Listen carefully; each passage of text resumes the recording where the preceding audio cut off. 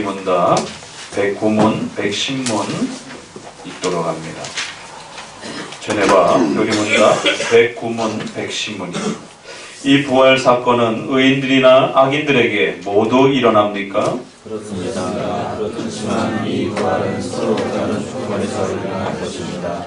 왜냐하면 한쪽은 구원과 기쁨으로 부활할 것이며 다른 쪽은 저주와 죽음으로 부활할 것이기 때문입니다. 그런데 이 신앙 고백에서는 왜 영생에 대하여만 언급이 있고 지옥에 대해서는 언급이 없습니까?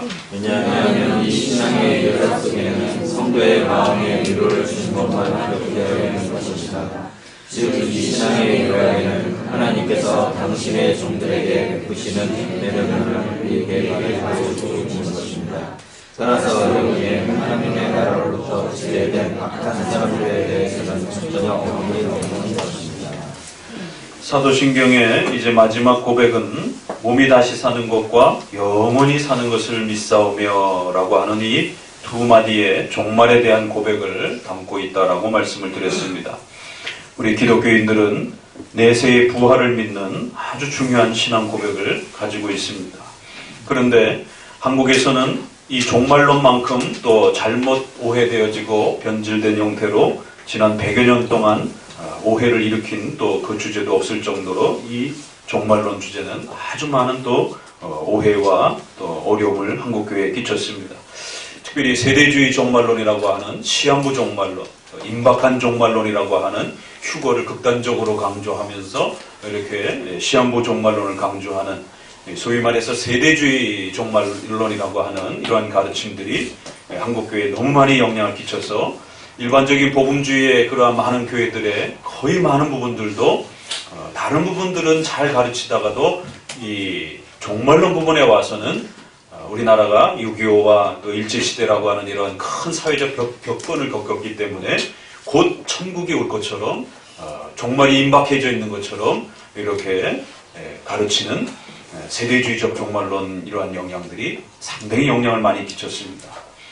그렇기 때문에 더더욱 사도신경이 말하는 지난 2000년 동안 기독교가 지켜왔던 종말론은 어떠한 것인지를 더 명확하게 잘 구분하셔야 됩니다.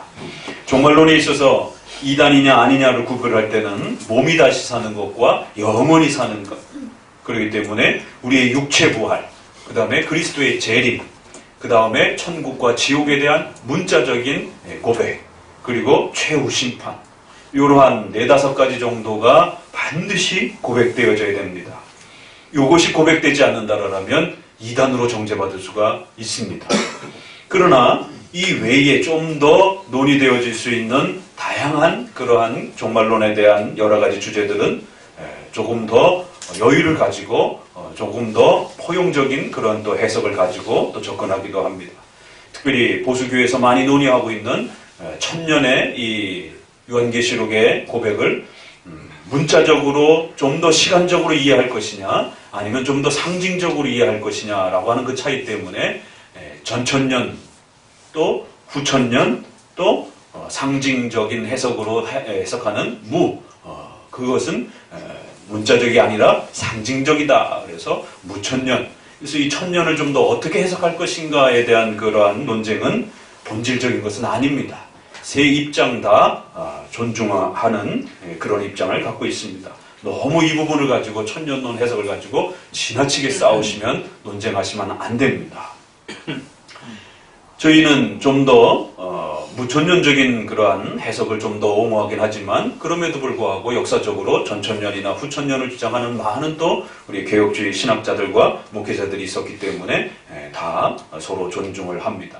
그러나 전천년이라고 하는 임박한 종말론을 주장하는 이러한 전천년 입장에서의 세대주의적인 전천년이라고 하는 것이 있습니다. 그것은 세대주의 종말론하고 연결이 되어지는 바로 세대주의 전천년. 세대주의 쪽에서 천년론을 또 어떻게 해석하느냐라고 했을 때 그 천년론의 해석에 있어서 세대주의 쪽 천년론은 우리가 이단으로 정죄를 합니다. 그래서 적어도 그 정도는 분별하실 수 있어야 되는 것입니다. 본질적으로 지켜야 되는 몸의 부활과 그리스도의 재림과 천국과 지옥이 실제로 문자적으로 또 최후 심판이 분명히 존재한다라고 하는 이 고백, 그리고는 나머지 부분들은 좀 더 여유롭게 해석하는 것입니다. 자, 그러면 이 부활 사건은 의인들이나 악인들에게 모두 일어납니까? 육체 부활에 대한 고백입니다. 많은 분들이 의외로 악인들이, 지옥에 가는 사람들은 몸의 부활을 안 갖는 것처럼 이렇게 생각하는 경우도 많이 있습니다. 그만큼 사도신경의 기초교리들이 제대로 가르쳐지지 않았기 때문인 것이죠. 성도만 부활하는 줄 알아요. 그러나 몸의 부활을 고백하는 이 사도신경의 이 고백은 우리 신자들의 신앙 고백으로서 고백되어졌기 때문에 좀 더 신자와 관련된 그런 쪽에서 이렇게 고백을 했기 때문에 많은 문장을 담을 수 없어서 짧은 신앙의 요약으로 표현한 것이라 좀 더 신앙을 가진 자들, 또 성도들 입장에서 고백한 내용이라 그 반대자들에 대한 지옥에 가는 사람들, 또 지옥에 가는 사람들의 몸의 부활이라든가 이런 것까지 다 언급할 수는 없는 것입니다. 그래서 그리스도인들의, 성도들의 몸의 부활만 고백되어진 것처럼 보이지만 여기에는 반드시 악인들의 몸의 부활도 함께 담겨져 있는 것입니다. 그래서 모든 영혼은 육체가 죽은 이후에는 성도들은 그 영혼이 천국에, 악인들은 그 영혼이 지옥에, 이것을 우리가 중간 상태다라고 말했습니다. 최후 심판 때에 주어지는 이제 몸의 부활 그 전까지 이루어지는 중간 상태. 그러나 이제 최후 심판 때에 그리스도가 재림하시게 되면 성도도 몸의 부활을 받고 악인들도 몸의 부활을 받는 것입니다. 부활이라고 해서 표현을 써서 그렇지만 육체의 몸을 다시 받는 것이. 그래서 성도나 악한 자나 모두가 그렇게 부활의 육체를 다시 얻게 되는 것입니다. 그리고는 그 몸과 육체가 결합되어, 몸과 영혼이 결합되어 천국의 성도들은 살게 되고 악인들은 그 몸과 영혼이 영원토록 지옥에서 벌을 받는 이러한 고통을 겪게 된다라고 말합니다. 그래서 하나님이 창조하신 그 몸과 또 영혼은 영원히 없어지지 아니하고 그렇게 천국과 지옥에서 한쪽은 하나님과 영원한 행복을 누리고 한쪽은 영원한 지옥의 고통과 벌을 받게 된다. 그래서 사도신경에 몸이 다시 사는 것과 라고 했을 때는 여기는 반드시 신자의 육체의 부활과 또 악인들의 육체의 부활까지 전부 포함한 것임을 기억하셔야 됩니다. 그러면 왜 신앙 고백에서는 이것을 영생에 대한 언급만 있고 지옥에 대한 언급은 없습니까? 영생의 반대말이 지옥인 것이. 그래서 말씀드린 것처럼 여기에는 신자들을 중심으로 해서 신자들이 누리는 그 혜택을 집중적으로 신앙 고백으로 담았기 때문에 악인들의 몸의 부활이나 또 악인들의 영원한 그 지옥의 형벌은 좀 더 구체적으로 표현하지 않은 것입니다. 그러나 신자들이 그렇게 받는 혜택에 반대되는 내용이 분명히 있음을 또 이 신앙 고백은 전제하고 그렇게 표현하는 것입니다.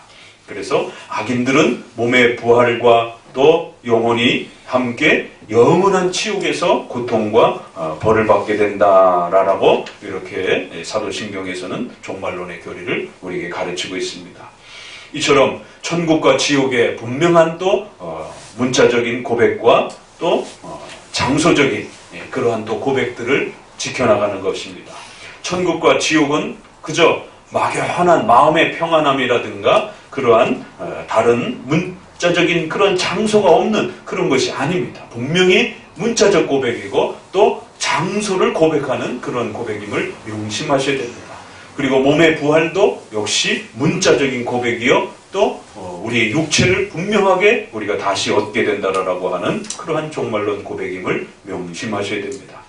이러한 몸의 부활과 그리스도의 육체의 재림, 또 그 그리스도께서 오셔서 최후 심판을 하시고 천국과 지옥으로 구별하는 이 최후의 종말에 대한 이 두려움과 영광스러움이 또 우리 신자들에게는 큰 소망으로 있는 것입니다. 여기에 있어서 우리가 좀 더 그 최후 심판의 날짜들을 계산한다든가 또 어떤 징조를 지나치게 살핀다든가 또 어떤 그러한 사건들을 마치 종말의 직전에 어떤 표시처럼 너무 지나치게 그렇게 또 해석해서는 안 됩니다. 성경에서는 임박한 그러한 종말과 또 그러면서도 그 종말은 아무도 계산할 수 없고 오직 하나님이 정하신 때에 하나님이 결정하신 방식을 따라 온다라고 말하고 있습니다.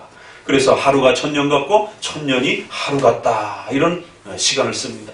그래서 성도들로 하여금 너무 느슨하게도, 또 그렇다고 또 너무 또 임박하게도 마음의 자세를 갖지 않도록 두 가지 마음을 다 가질 수 있도록 현실에서는 최선을 다하면서 또 우리 개인의 죽음을 바라보면서 살고, 또 더 나아가서는 최후 심판이 있을 것을 또 기다리면서, 그래서 소망하면서 또 현실의 책임감을 충실히 감당하는 그러한 방식으로 현재와 미래 전체를 종말로 안에서 살아가는 그러한 종말관을 가르칩니다.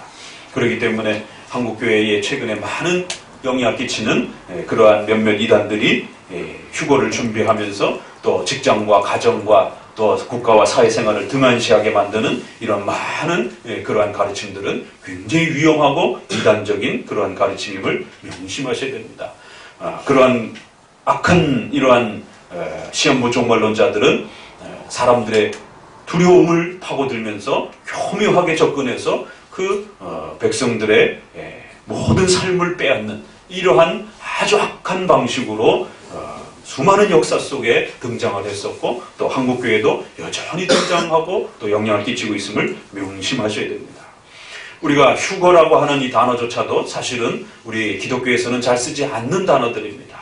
그러니까 종말론에서 세대주의자들이 과거에 부흥사들이 그렇게 다니면서 요한계시록의 7가지 그 환란의 징조들을 지나치게 강조하고, 그런 어떤 특정한 시간들을 강조하고 어떤 사건들을 지나치게 강조를 하면서 마치 그것이 임박한 종말론의 표시인 것처럼 그렇게 강조할 때에 휴거라고 하는 이러한 개념들을 종말의 개념으로 그렇게 만들어 놓은 것입니다. 그래서 성도들이 공중으로 붕 떠서 어디론가 그리스도를 영접하러 가는 이러한 인식들, 또 그러한 영화들, 또 그러한 그림들, 이러한 것들이 잘못된 종말론을 이렇게 성도들의 마음속에 심어준 것입니다.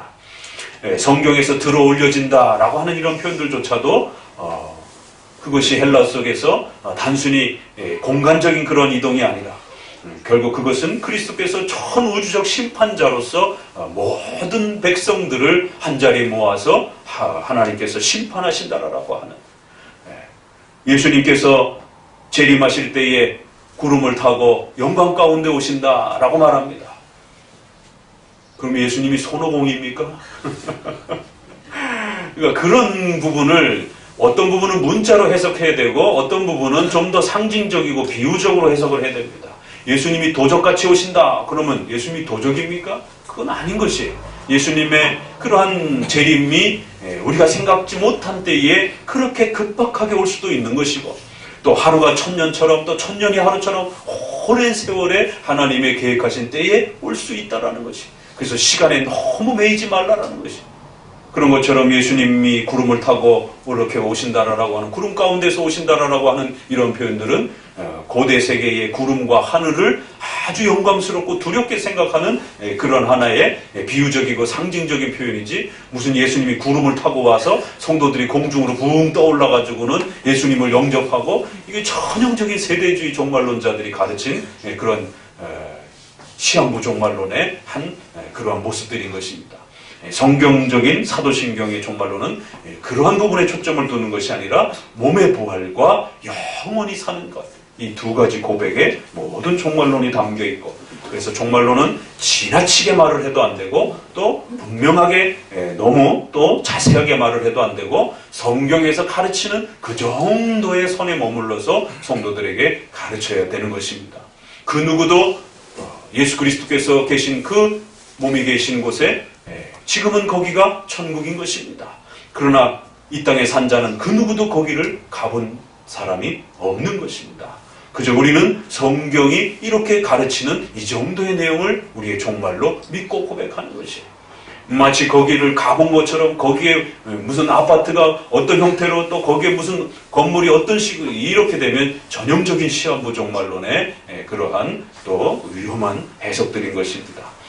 성경은 성경이 가르치는, 특별히 종말론은 내세에 대한 부분이기 때문에 아주 적절함과 조절을 해가면서 가르쳐야 할 부분과 가르치지 말아야 될 부분과 또 적절하게 조심해야 될 부분들을 잘 구별하지 않는다라면 항상 지나침이 발생되어지는 또 그러한 주제이기도 합니다. 오늘 이제 사도신경을 마무리하면서 마지막 고백은 이처럼 우리의 종말에 대한 또 성도들의 미래의 부활에 대한 또 내세의 영원한 천국에 대한 기쁨이 얼마나 복되고 영광스러운 것인지를 좀 더 우리 사도신경이 집중해 있다라고 하는 그런 의도를 또 우리에게 가르치고 있기 때문에 그 내용들도 잘 헤아려 마음에 간직하시기를 주의 말씀으로 권면을 드립니다. 기도합니다.